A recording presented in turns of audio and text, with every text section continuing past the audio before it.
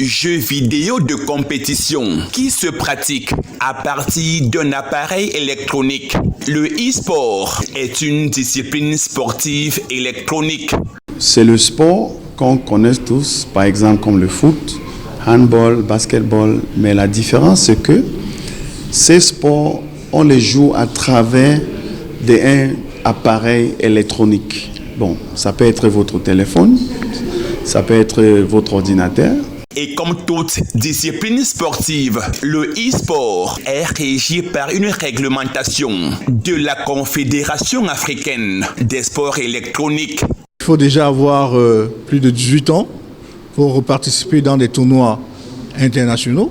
Et le e-sport peut être joué en solo ou ça peut être joué avec les équipes. Ça dépend de tel type de e-sport que vous pratiquez. Créée à peine 3 ans, la Fédération camerounaise des jeux et sports électroniques fait face aux écueils pour promouvoir ce sport très peu connu du public. Le e-sport, c'est d'abord la technique, c'est le matériel, c'est surtout la disponibilité de Internet.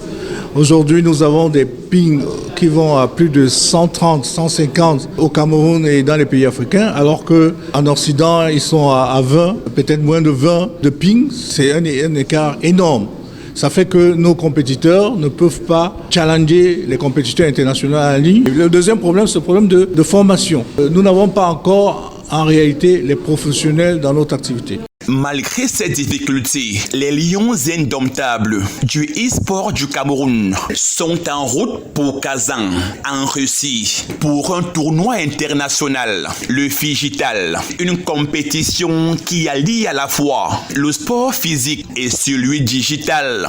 Donc ça veut dire que les mêmes joueurs qui vont jouer le e-sport à travers des équipements, ils vont se retrouver dans un stade de futsal pour jouer encore le foot réel. C'est une compétition très nouvelle à nous, que nous découvrons aussi.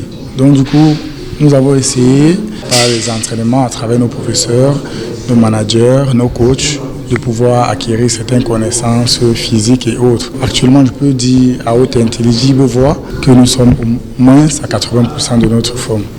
La compétition à laquelle les gamers camerounais comptent rentrer avec des lauriers vise à promouvoir et à développer les sports digitaux au niveau national et international. Je pense que c'est un leitmotiv, la formation des jeunes.